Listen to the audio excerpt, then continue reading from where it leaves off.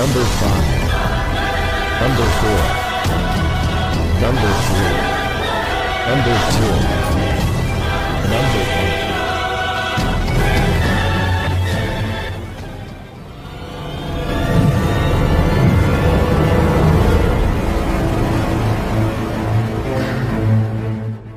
Pakar dan spesialis ilmu vibrasi antara diri Tuhan dan alam semesta, ilmu metafisika modern, ilmu kebatinan, ilmu pusaka dan benda bertuah.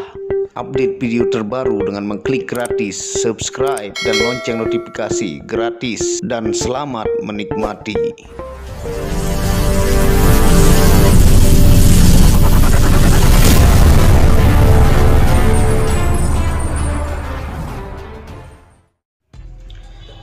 Bismillahirrahmanirrahim. Assalamualaikum warahmatullahi wabarakatuh. Alhamdulillahirabbil alamin, wassalatu wassalamu ala asyrafil anbiya'i wal mursalin sayyidina Muhammadin wa ala alihi wa sahbihi ajmain. Rabbi shrah li sadri wa yassir li amri wahlul 'uqdatam min lisani yafqahu qawli. Alhamdulillah, bersama saya lagi dengan Muhammad Hamdan Al-Ghazali dalam Tauhid Metafisik. Pada kesempatan yang berbahagia ini saya akan menjawab tentang banyak pertanyaan teman-teman dari Nusantara ya, dan sekaligus judul dari video ini, bagaimana cara melihat kemampuan ilmu batin seseorang dari sorotan mata ya. Mungkin mereka sudah menonton video-video lain ya, sehingga minta untuk dijelaskan bagaimana cara mengetahuinya.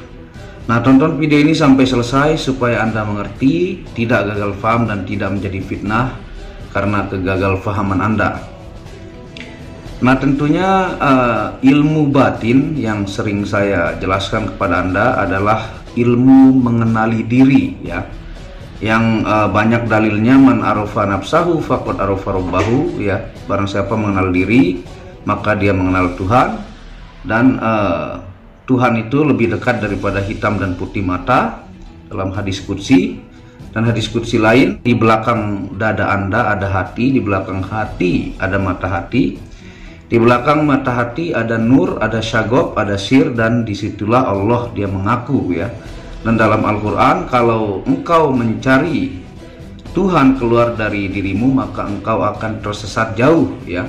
Dan dalam Al-Quran juga bahwa Tuhan lebih dekat daripada urat leher ya. Nah, banyak dalil-dalil yang menjelaskan tentang hal itu. Nah, apakah ilmu batin itu bisa didapatkan dengan pengalaman hidupnya, ataukah harus belajar khusus kepada mursyid ataukah guru tertentu untuk mengenalinya ya. Nah, dari pengalaman ya, basic orang yang mempelajari ilmu pengenalan diri ataukah awaludin ma'rifatullah, atau mengenal hakikat diri tertingginya, terendahnya, dan kesadaran dirinya, itu biasanya mereka berasal dari pengalaman hidupnya ya. Jadi pengalaman hidup yang mungkin berjuang mencari berkah Tuhan atau rezeki dengan pontang-panting, tapi tetap tidak ada kemajuan. Ada yang berjuang susah sangat lama, bahkan sangat terpuruk sehingga menjadi sukses ada. Sehingga pengalaman-pengalaman itu yang memproses orang tersebut untuk mencari jati diri sesungguhnya ya. Kok hidup itu seperti ini? Kok saya sudah berjuang tapi kok hasil tidak muncul? Kok orang lain seperti ini? Kok alam semesta ini seperti ini ya? Nah, semua pengalaman hidup itulah yang menggerakkan seseorang biasanya untuk mulai mengenali dirinya. Nah, jadi tidak mesti harus dia belajar dengan mursyid sehingga dia punya ilmu batin. Ilmu batin itu adalah ilmu bisa disebut kedamaian jiwa, sadar akan kesadaran dirinya, yang seperti saya bilang, manusia itu terdiri dari 3 unsur, jasad yang memandang Anda di video ini, saya pribadi, kesadaran diri atau jiwa atau nafs, itu adalah softwarenya yang berkehendak bebas, bisa memilih melakukan hal baik dan buruk, dan ruh adalah unsur yang dari Tuhan yang menciptakan kita bisa bergerak, bernafas, dan hidup ya. Nah, ketika orang hanya mengenal fisik terluarnya, yang dia tahu bagaimana membuat hidungnya mancung, bagaimana membuat kulitnya terus dikasih perawatan dengan sebaik mungkin sehingga dia glowing ya, ataukah rambutnya terus dilakukan perawatan dan fisiknya. Ketika manusia hanya mengenal fisik terluarnya saja, maka itu adalah kesadaran terendah dalam ilmu spiritual. Karena yang sesungguhnya yang kesadaran spiritual yang tinggi itu adalah setelah lapisan fisik kita, yaitu yang disebut kesadaran diri ya. Kesadaran diri atau nafs, dan mengenal ruh itu, dan bagaimana mengenal Sang Pencipta. Yang seperti saya bilang kepada Anda, di diri Anda saja ya ada miliaran sel. Misalnya Anda tanya saya Hamdan yang mana? Sedangkan di dalam tubuh saya saja ada miliaran sel. Bahkan dalam jerawat itu diteliti pakai mikroskop, itu ada banyak sel-sel hidup ya, ataukah hewan-hewan hidup. Nah, kita ini terdiri dari miliaran sel yang bekerja ada pada diri kita. Jadi saya Hamdan tapi banyak makhluk di dalam diri saya. Misal seperti itu kesadaran kalau kita mulai masuk ke ilmu pengetahuan. Nah, kita ke poin intinya. Bagaimana cara mengetahui dari sorot mata? Biasanya orang yang sudah mengalami banyak hal terpuruk, dia melewati cobaan-cobaan hidup yang berat, ujian-ujian hidup yang berat, sehingga dia mengalami keajaiban-keajaiban yang tidak dia sangka-sangka. Nah, ada yang setelah dia kenal dirinya, usahanya maju. Apa yang diucapkan terjadi, itu tercipta tidak tiba-tiba, tapi butuh pengalaman hidup ya, rasakan pahit manisnya, getirnya hidup, dan belajar yang sangat lama. Dari tatapan mata biasanya sorot tajam dan memperhatikan dan tidak terlalu banyak bicara, itu menandakan pengalaman hidup dan batinnya lumayan tajam ya. Jadi ketika dia mengalami kehidupan yang bermacam-macam rupa ya, itulah yang mengingatkan dia akan kesadaran dirinya, menguatkan insting batinnya, banyak memiliki pengalaman untuk bagaimana menghadapi orang, menghadapi masalah, dan bagaimana praktek beragama, tidak hanya teori yang diucapkan tapi dia praktekkan. Nah, kalau orang bilang sabar, itu teorinya gampang. Sabar atau kesedekah, semua orang tahu. Ahli batin tidak perlu mengucapkan teori itu lagi, tapi membuktikan dengan sedekah langsung mempraktekkan kesabaran itu melawan dirinya. Ataukah misalnya Anda ibaratnya bilang ke Jakarta sampai 10.000 kali. Misalnya itu pengibaratan Anda mengatakan subhanallah 10.000 kali Anda baca, untuk memasukkan ke alam bawah sadar Anda, untuk bagaimana Anda selalu ingat Tuhan dan tidak melakukan hal buruk dengan berzikir itu. Tapi ahli-ahli batin, dia langsung mempraktekkan dalam kehidupannya bahwa dia akan menjaga dirinya dari segala hal mungkar dan yang akan membuat Tuhan benci sama dia, dan selalu melakukan kebaikan. Jadi langsung faham hakikat dari zikir subhanallah tersebut ya.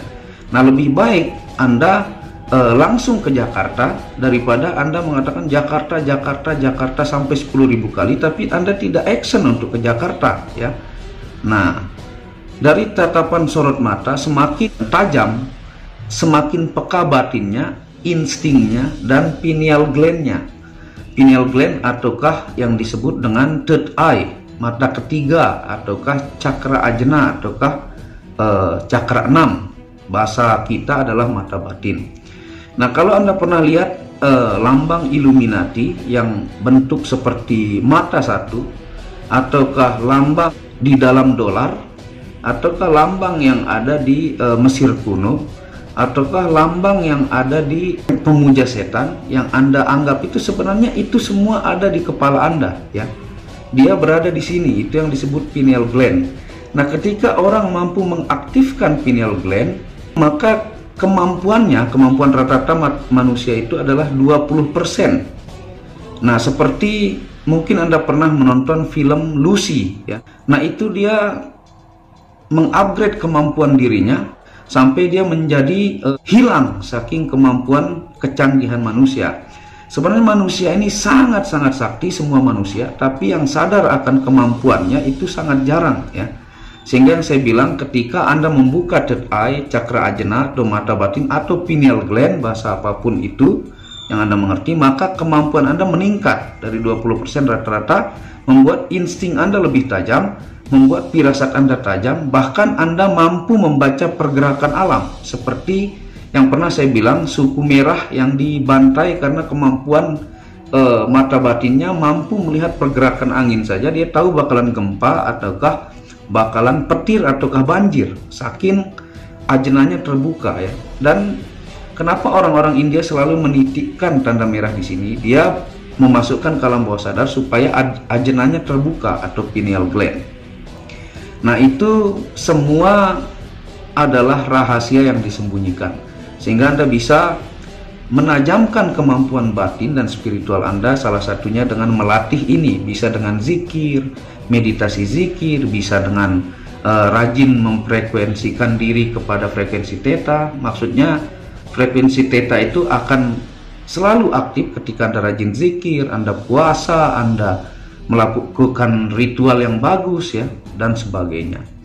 Nah, sebenarnya tatapan mata mungkin tidak terlalu dominan terlihat untuk kemampuan batinnya, karena banyak orang yang tatapannya tajam, keras, tapi ilmu batinnya tidak ada.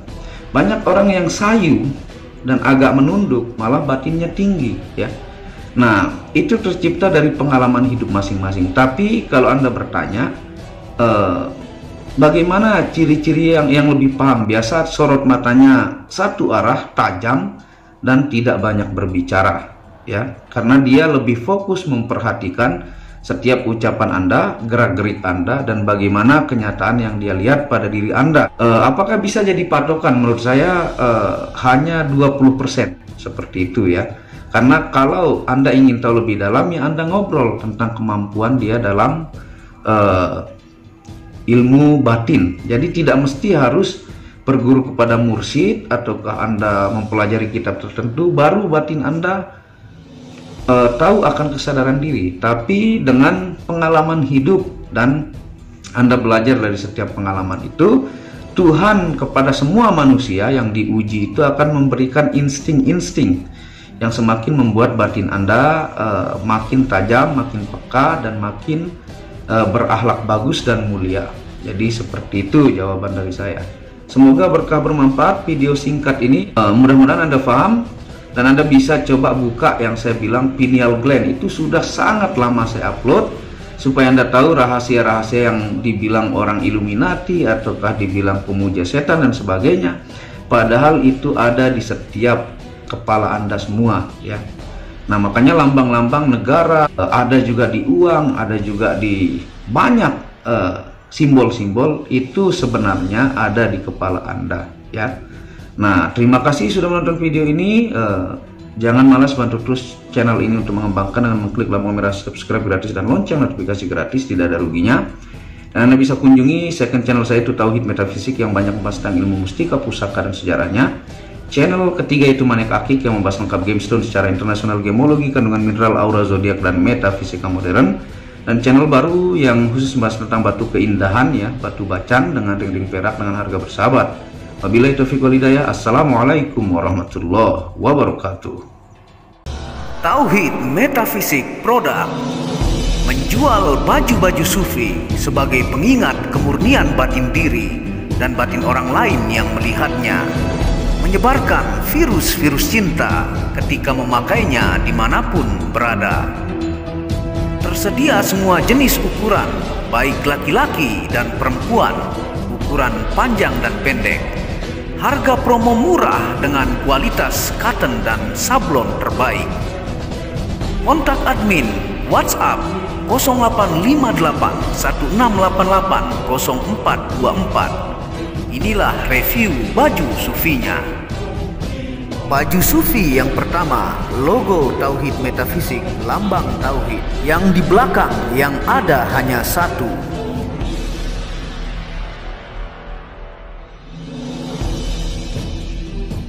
Baju sufi yang kedua, aku lebih memilih menjadi orang murni. Logo di belakang baju adalah Tauhid Metafisik. Baju sufi yang ketiga, ketika hawa nafsu takluk maka damailah dunia. Tulisan di belakang adalah logo Tauhid Metafisik.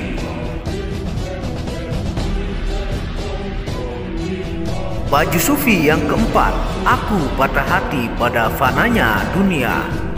Tulisan di belakang baju adalah logo Tauhid Metafisik. Baju sufi yang kelima, suara nuranimu bersih dan murni. Tulisan di belakang baju adalah logo Tauhid Metafisik. Baju sufi yang keenam, ego diri adalah dinding pembatas antara diri dengan Tuhan. Tulisan di belakang baju adalah logo Tauhid Metafisik. Segera pesan baju-baju sufi, stok terbatas. Terima kasih.